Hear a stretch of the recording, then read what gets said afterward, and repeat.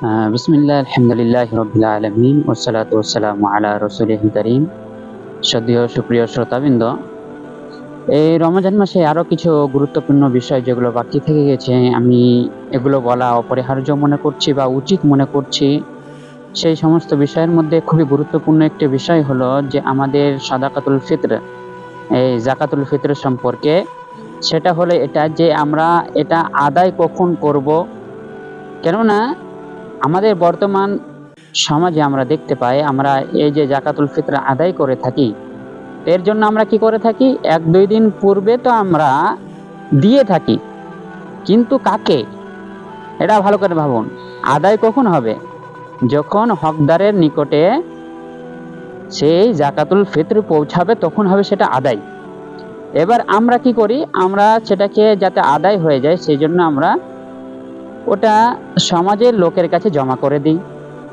এবার সমাজের লোক কি করে, কিছুটা ঈদের পূর্বে জমা বিলি বন্টন করে এবং কিছুটা পরে বিলি বন্টন করে। সুপ্রিয় শ্রোতাবৃন্দ, আমাদেরকে জানতে হবে এখানে যে আমরা এখানে সমাজকে দিতে বলেনি আল্লাহ রাসূল সাল্লাল্লাহু আলাইহি ওয়াসাল্লাম। জাকাতুল ফিতর সমাজকে দেওয়ার জন্য বলেনি।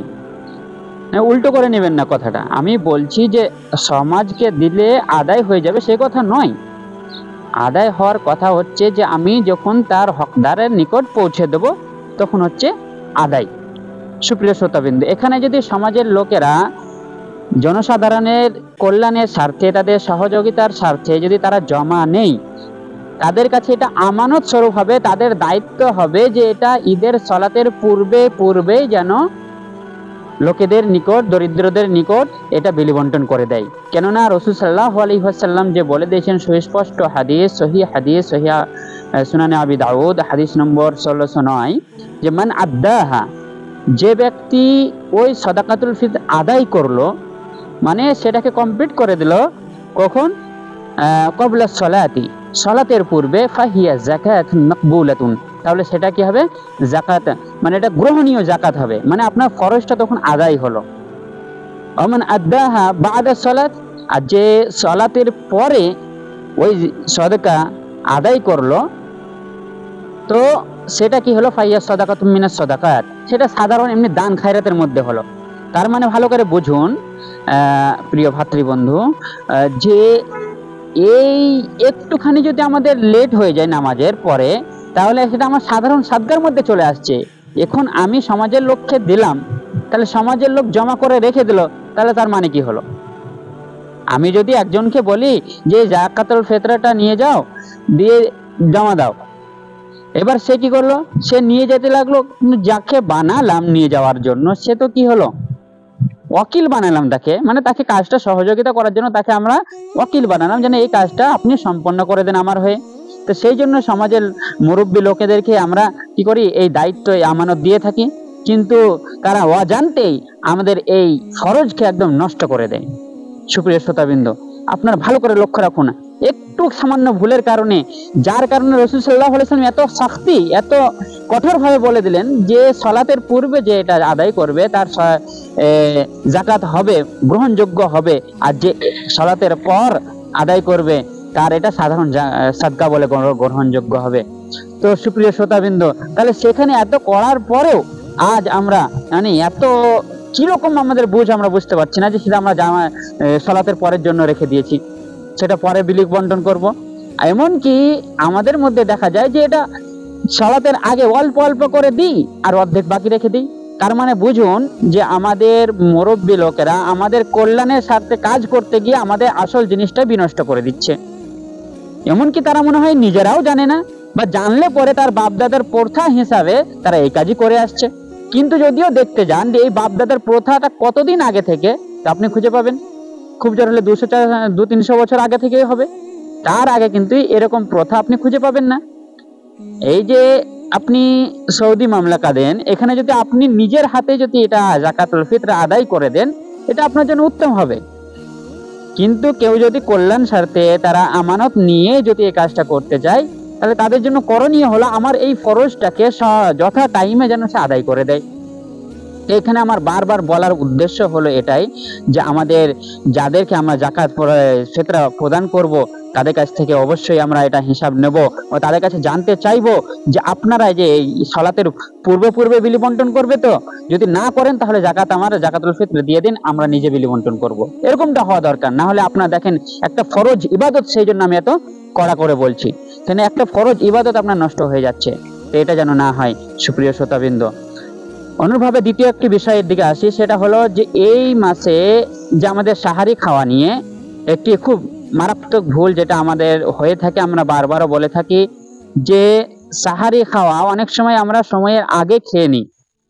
তো সময়ের আগে যেহেতু আমরা খেয়ে নিই, তখন আমরা কি করি যে সেই আধা ঘন্টা ধরেন সময় রয়েছে, তো একটা গ্লাসে পানি কিংবা আরো কিছু রেখে দিই, যে আজান হতে শুরু করে তখন আবার ঢকঢক করে তাড়াতাড়ি করে পানি খেয়ে নিই, পানি পান করে ফেলে।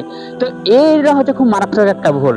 আমরা জেনে বুঝে যে আজানটা নিষিদ্ধ, খাওয়া নিষিদ্ধ, সেই সময় আমি পানি পান করে নিচ্ছি, জেনে নিন আপনার সিয়াম শুদ্ধ হবে কিনা আল্লাহু আলম। কেননা আল্লাহ রাসূল সাল্লাল্লাহু আলাইহি সাল্লাম বলে দিয়েছেন, যখন বেলাল আজান দেয় তখন তোমরা খাওয়া দাও, এবং যখন বেলাল আব্দুল্লাহ ইবনে উম্মে মাকতুম আজান দেয় তারপর থেকে তোমাদের খাওয়া দাওয়া নিষিদ্ধ, মানে সে হারাম, তখন থেকে তারপর থেকে খাওয়া দাওয়া করতে লাগলে জেনে বুঝে সে তার সিয়াম ভঙ্গ হয়ে যাবে, তার সিয়াম হবে না। তাহলে আমরা এই ভুলটা করে থাকি। অনুরূপভাবে আরেকটি বিষয়, সেটা হচ্ছে ইফতারের বিষয়।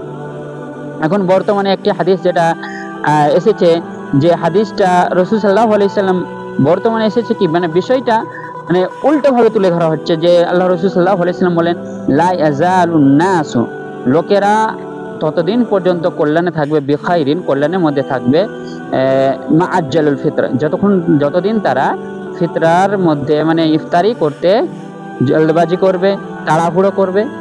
তো অনেকেই বলে থাকেন যে এখানে তাড়াহুড়ো মানে সময়ের থেকে আগে। সুপ্রিয় শ্রোতাবৃন্দ, এখানে আমি একটা বিষয় খোলাসা করে দিতে চাই, যে এখানে তাড়াতাড়ি মানে এটা নয় যে সময়ের আগে। আমরা অনেকেই বলে থাকি এখন সময় হচ্ছে 5 মিনিট টাইম আছে, ইফতারি কখন করতে হয়? যখন সূর্য ডুবে। তো সূর্য ডোবা এটা আমরা বুঝবো কি করে? এখন বর্তমানে অনেক টেকনোলজি চলে এসেছে, যার মাধ্যমে আমরা পুঙ্খানুপুঙ্খভাবে বুঝে নিই যে কোন জায়গাতে কতটা টাইমে সূর্য ডুববে। তাহলে আমরা সেই সূর্য ডোবার মাধ্যম আমরা পেয়ে গেছি, জানার মাধ্যম পেয়ে গেছি। তা টাইম যখন দেখতে পাচ্ছি আমি, তাহলে সেই টাইমের আগে আমি করব এটা বলছেন রাসূল সাল্লাল্লাহু আলাইহি ওয়াসাল্লাম। যেমনটা আমরা দেখি, যেমন ধরেন রান প্রতিযোগিতা হয়, দৌড় প্রতিযোগিতা হয়, তা আমরা কি জানি ওই দৌড় প্রতিযোগিতায় যে সব থেকে আগে দৌড়বে সেই তো ফার্স্ট হবে, অবশ্যই ফার্স্ট হবে। কিন্তু তার মানে কি সে সিটি মারার আগে থেকে দৌড়তে লাগবে, বা সে সময়ের আগে থেকে তাকে বলার অনুমতির আগে থেকে দৌড়তে লাগবে? কখনোই নাই। তাহলে যখন অনুমতি দেওয়া হবে তারপরে এবার যে আগে দৌড়বে সে হবে ফার্স্ট। অনুরূপভাবে আমাদেরকে জানতে হবে, যখনই সময়ে সূর্য ডুবে গেল এবার আমাদেরকে তাড়াতাড়ি ইফতারি করে নিতে হবে, এবার আর 5 মিনিট 10 মিনিট আমরা আর লেট করব না। এটাই কথা এই হাদিসের মধ্যে বলা হয়েছে, কিন্তু আমরা অনেকেই বুঝতে ভুল করি।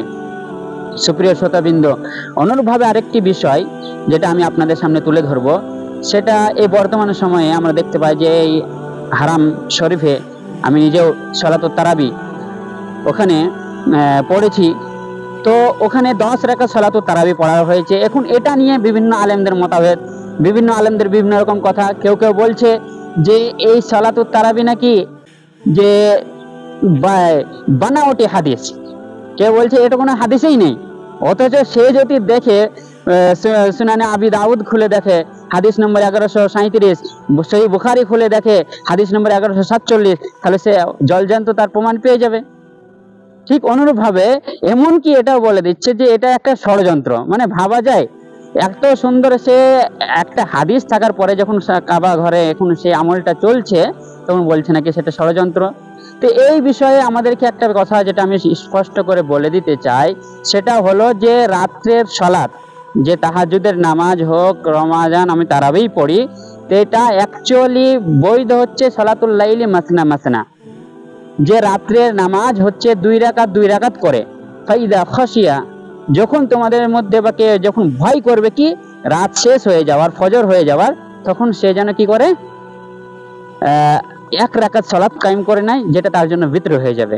তাহলে এই হাদিস দ্বারা বোঝা যাচ্ছে যে রাত্রির সালাত কোনো নির্দিষ্ট নেই। আপনি 20 রাকাত কি আপনি 40 রাকাত পড়ুন, তাতে কোনো যায় আসে না। কিন্তু রাসূল সাল্লাল্লাহু আলাইহি সাল্লাম কোন আমলটা করেছে, মুস্তাহাব কোন আমলটা, সেটা আমাদেরকে দেখতে হবে। তখন সেই বিষয়ে যদি দেখতে যাই, তাহলে রাসূল সাল্লাল্লাহু আলাইহি সাল্লামের ব্যাপারে আমরা দেখতে পাচ্ছি আয়েশা রাদিয়াল্লাহু তাআলা আনহা থেকে বর্ণিত যে তিনি অধিকাংশই কি করেছেন, 11 রাকাত সালাতুত তারাবি তিনি পড়েছেন, কিয়ামুল লাইল করেছেন, তার বেশি করেননি। অন্য একটা হাদিসে যেমন এসেছে সুনান আবি দাউদের, যেটা আমি বললাম 1137 নম্বর হাদিস, যে রাসূল সাল্লাল্লাহু আলাইহি ওয়াসাল্লাম 10 রাকাত তারাবি পড়লেন এবং 1 রাকাত বিতর পড়লেন। তার মানে বোঝা যাচ্ছে যে রাসূল সাল্লাল্লাহু আলাইহি ওয়াসাল্লাম অধিকাংশই 11 রাকাত সালাত কায়েম করতেন। সুপ্রিয় শ্রোতাবৃন্দ, তা আমাদেরকে এটা বুঝতে হবে যে মুস্তাহাব হলো 11 রাকাত, কিন্তু কেউ যদি এর বেশি পড়ে আমরা তাকে লাঠি নিয়ে মারতে যাব না যে তুই বেশি পড়লি কেন, কেননা রাসূল সাল্লাল্লাহু আলাইহি ওয়াসাল্লামই বলে দিয়েছেন সালাতুল লাইলি মাসনা মাসনা, তার কোনো গুনতি নাই। সে মাসনা মাসনা 2 রাকাত করে পড়তেই থাকলো, সে যতটাই পড়ুক না কেন, যখন দেখে ফজরের আগে হচ্ছে 1 রাকাত পড়ে নেবে, বাস তার সালাত শেষ। এখন তার 40 রাকাত হয়ে গেল, 50 রাকাত হয়ে গেল, সে বুঝবে, কোনো যায় আসে না। সুপ্রিয় শ্রোতাবৃন্দ, তো আমাদেরকে এই বিষয়টা বুঝতে হবে যে আমাদের এত ফারারি একটা বিষয় নিয়ে, এই রমজান মাসে তারাবি নিয়ে এত বাড়াবাড়ি করা চলবে না। এটা আমাদেরকে বুঝতে হবে যে সঠিক হাদিস কেমন করে, আমাদেরকে সর্বদা নিরপেক্ষ হয়ে দেখতে হবে কোরআন ও হাদিস দ্বারা কি প্রমাণিত। যেমন ধরে নিন, আমরা জুমার দিন কোন কোন সূরা পাঠ করে থাকি, ধরেন সূরা আলা, সূরা গাশিয়া আমরা পাঠ করে থাকি, এটা হলো মুস্তাহাব। কেউ যদি সূরা আলা, সূরা গাশিয়া বাদ দিয়ে কেউ যদি আলম তারা কাইফা ফাআলা, সূরা ফিল পড়ে, তাহলে কি তার নামাজ হবে না? অবশ্যই হবে। ঠিক অনুরূপভাবে নামাজ তো হয়ে যাবে, কিন্তু তার উত্তম একটা সূরা যেটা পড়া ছিল সেটা কি সূরা আলা, বা আরো অন্য সূরা যেটা প্রমাণিত রয়েছে। তার মানে আমরা বুঝতে পারলাম অনুরূপভাবে হলো সালাতুত তারাবি। রাসূল সাল্লাল্লাহু আলাইহি ওয়াসাল্লাম বলে দিলেন যে সারা রাত্রে সালাত হলো 2 রাকাত করে। এবার যদি রাসূল সাল্লাল্লাহু আলাইহি ওয়াসাল্লাম যেটা পড়েছেন সেটা যদি পড়বো, তাহলে সেটা হয় মুস্তাহাব, আর সেটা হলো কি 11 রাকাত। সুপ্রিয় শ্রোতাবৃন্দ, তো কাজে আমাদের জন্য করণীয় হলো এই বিষয় নিয়ে অত বাড়াবাড়ি না করে আমরা উত্তম জিনিসটা পালন করার চেষ্টা করব, যেটা রাসূল সাল্লাল্লাহু আলাইহি ওয়াসাল্লাম করেছেন সেটাই করার চেষ্টা করব। ইনশাআল্লাহ সেটাই আমাদের জন্য উত্তম হবে, আমাদের জন্য কল্যাণকর হবে।